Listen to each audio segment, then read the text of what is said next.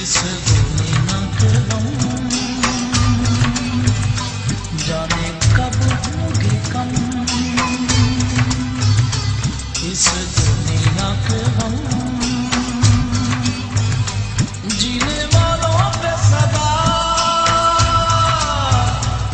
बेजुर्म खता होते जा रहे हैं सितम, जाने कब होंगे कम, इस दुनिया के गम जीने वालों पे सदा बेजुर्म खता होते जा रहे हैं सितम, जाने कब होंगे कम, इस दुनिया के गम जाने कब होंगे कम।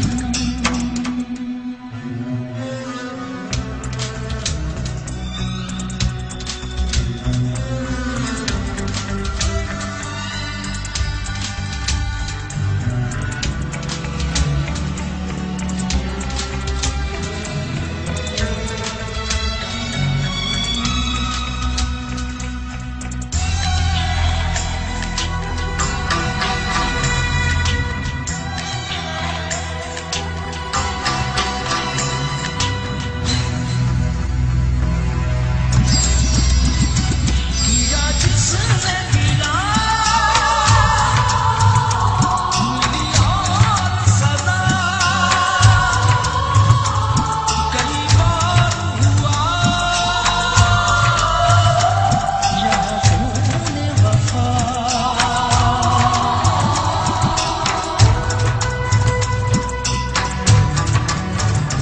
किया जिसने गिरा मिली और सदा, कई बार हुआ यहाँ खून वफा, बस यही है सिला दिल वालों ने दिया, यहाँ दाग पे दम जाने कब होंगे कम,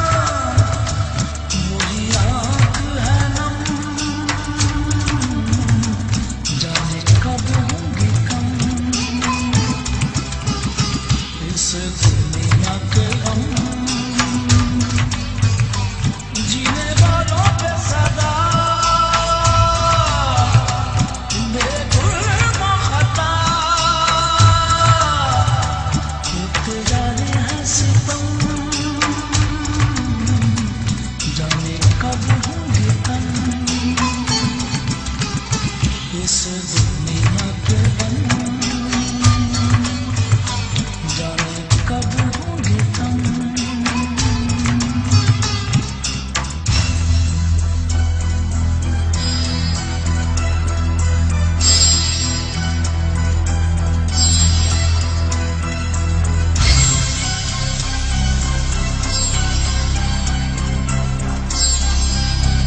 The floods in Pakistan have devastated towns and farmland, causing over $13 billion in economic damage, according to that country's government. The human toll still being counted. But when the water clears, it will be time to rebuild. And a part of that effort may come from Ghaus Akbar. He's group director of the Akbar Group. He joins us live from Karachi, which is, of course, the business capital of that country. Good evening to you. I appreciate you joining us this morning for us. I know, Ghaus, right now you are building a grain terminal in Karachi. We've heard so much about the crop devastation in Pakistan. What are you seeing? Well, good morning, everyone, and good morning, Margaret. Thank you for having me on the show.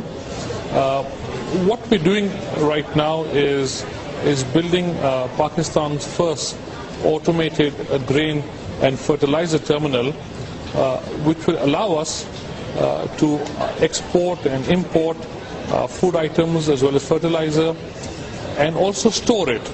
As you can imagine, what the floods have exposed is that Pakistan has an immediate need for extensive food storage facilities, both from a food security standpoint and also from a logistics standpoint. So we've seen, and I must also make a point that it's a moving target. About $200 million of wheat